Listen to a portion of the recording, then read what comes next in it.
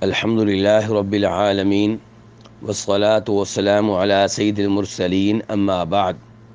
نبی صلی اللہ علیہ وسلم کے سبھی صحابہ کرام عظیم ہیں۔ ان عظیم صحابہ کرام میں سے ایک ہیں جناب معاویہ بن ابی سفیان بن حرب۔ یہ نبی علیہ الصلاۃ والسلام کے عظیم ترین صحابہ کرام میں سے ایک ہیں۔ انہوں نے نبی علیہ الصلاۃ والسلام کے ساتھ مل کر حنین، طائف اور تبوک کی لڑائیوں میں حصہ لیا۔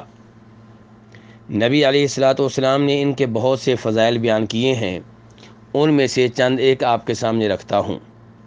امام ترمذی رحمہ اللہ روایت کرتے ہیں کہ جناب عبد الرحمن بن ابو عمیرہ رضی اللہ عنہ کہتے ہیں کہ نبی صلی اللہ علیہ وسلم نے جناب امیر معاویہ رضی اللہ عنہ کے بارے میں فرمایا، اللہم اجعلہ ہادیا مہدیا واہدی بہ، اے اللہ معاویہ کو رہبر و رہنما بنا دے، ہدایت یافتہ بنا دے، اور معاویہ کے ذریعے دیگر لوگوں کو بھی ہدایت دے۔ نبی علیہ الصلاۃ والسلام نے ایک دفعہ جناب ام حرام بنت ملحان، جو کہ جناب عبادہ بن صامت رضی اللہ عنہ کی بیگم ہیں اور جناب انس ابن مالک رضی اللہ عنہ کی خالہ ہیں، ان کے گھر آپ نے آرام کیا۔ پھر آپ بیدار ہوئے تو آپ مسکرا رہے تھے۔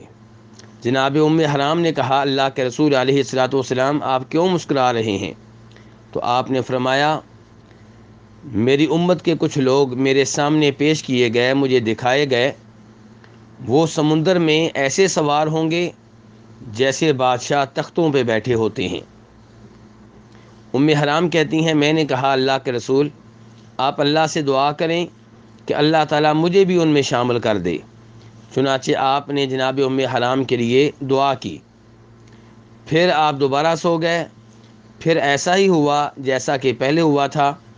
اس دفعہ پھر ام حرام نے کہا کہ آپ اللہ سے دعا کریں کہ اللہ مجھے ان میں شامل کر دے، تو آپ نے فرمایا تم پہلے گروہ میں سے ہو۔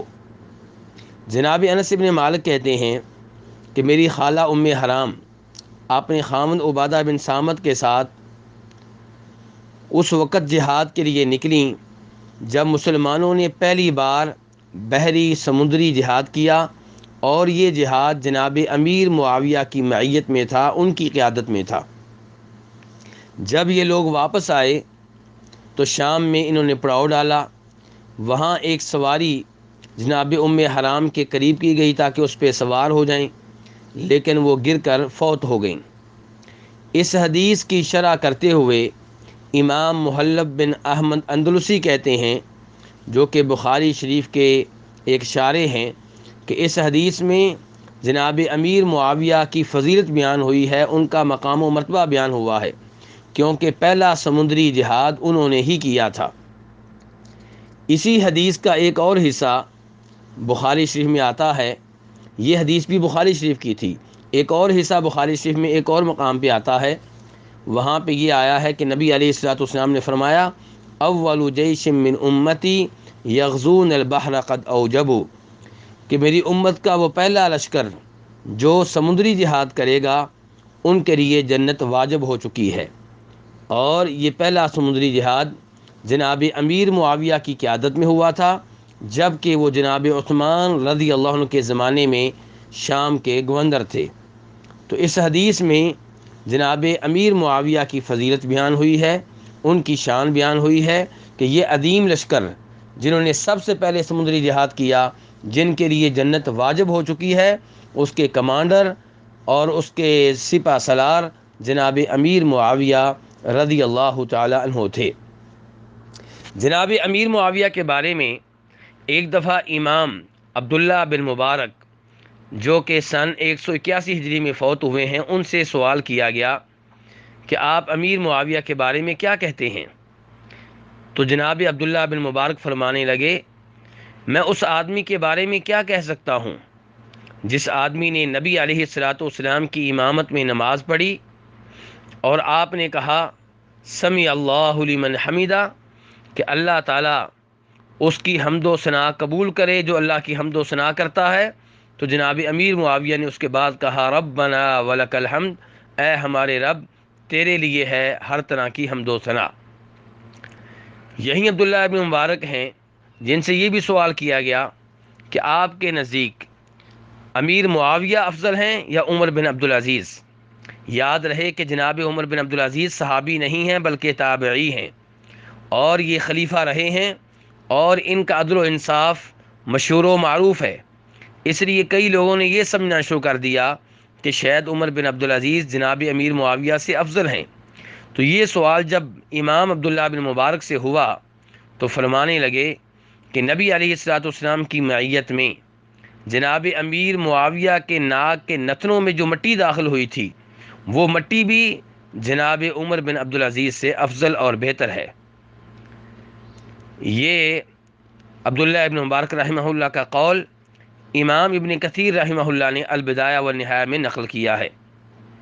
ایسے ہی ایک اور امام ہے امام معافی بن عمران، یہ سن 185 ہجری میں فوت ہوئے ہیں۔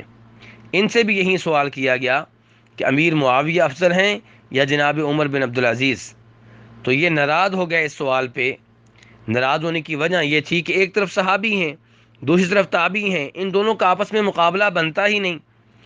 تو جناب امام معافی بن عمران سوال کرنے والے سے کہنے لگے اتجعل رجلا من الصحابۃ مثل رجل من التابعین معاویۃ صاحبہ وصہرہ وکاتبہ وامینہ علی وحی، کہ تم نبی علیہ الصلوۃ والسلام کے ایک صحابی کو اور ایک تابعی کو ایک جیسا کر رہے ہو، ان دونوں کا آپس میں مقابلہ کر رہے ہو۔ معاویہ تو نبی علیہ الصلوۃ والسلام کے صحابی ہیں، آپ کے صالح ہیں، آپ کے کاتب ہیں، اور وحی کے معاملے میں آپ نے ان پہ اعتماد کیا ہے، آپ نے انہیں امانت دار قرار دیا ہے۔ تو یعنی کہ ان دونوں کا آپس میں کوئی مقابلہ نہیں ہے۔ ان الفاظ کو امام ابن کثیر نے البدایہ والنہایہ میں نقل کیا ہے، اور ان سے پہلے خطیب بغدادی نے تاریخ بغداد میں نقل کیا ہے۔ امام بخاری رحمہ اللہ روایت کرتے ہیں جناب ابن ابی ملیکہ سے، وہ کہتے ہیں کہ جناب عبداللہ ابن عباس رضی اللہ عنہما سے کہا گیا، جو کہ صحابی بھی ہیں اور آل بیت میں سے ہیں، ہاشمی خاندان میں سے ہیں، نبی علیہ الصلوۃ والسلام کے چچا کے بیٹے ہیں، ان سے کہا گیا کہ امیر المؤمنین معاویہ کے بارے میں آپ کیا کہیں گے؟ وہ ایک ہی وطر پڑھتے ہیں، یعنی کہ 3 وطر نہیں پڑھتے بلکہ ایک ہی وطر پہ اکتفا کرتے ہیں۔ تو جناب عبداللہ ابن عباس رضی اللہ عنہما نے امیر معاویہ رضی اللہ عنہ کی تائید کرتے ہوئے کہا انہ فقیہ، کہ معاویہ کو عام آدمی نہیں ہے، وہ فقیہ ہیں، عالم دین ہیں۔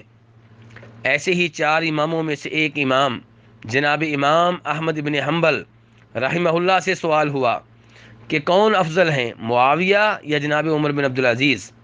تو جناب امام احمد بن حنبل فرمانے لگے معاویہ افضل ہے، اور یاد رہے کہ نبی علیہ الصلوۃ والسلام کے کسی صحابی کا مقابلہ ہم کسی اور سے کبھی نہیں کریں گے، کیونکہ نبی علیہ الصلوۃ والسلام نے فرمایا تھا خیر الناس قرنی، سب سے بہتر لوگ وہ ہیں جو میرے زمانے کے ہیں۔ تو صحابہ کرام تو نبی علیہ الصلوۃ والسلام کے زمانے کے ہیں، ان کے مقابلے میں کسی اور کو نہیں لایا جا سکتا۔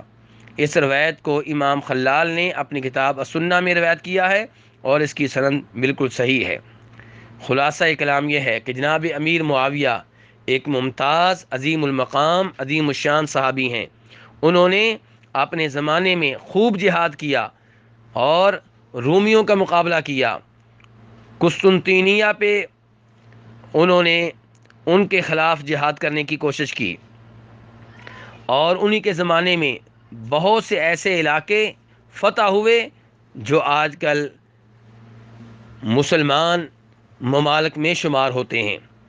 تو جناب امیر معاویہ سے محبت کرنی چاہیے، کیونکہ نبی علیہ الصلوۃ والسلام کے صحابی ہیں، اور یہ بھی بات ذہن میں رہے کہ آپ نے فرمایا تھا، بخاری مسلم کی حدیث ہے، لا تسبوا اصحابی، کہ میرے صحابہ کرام کو برا بلا نہ کہو۔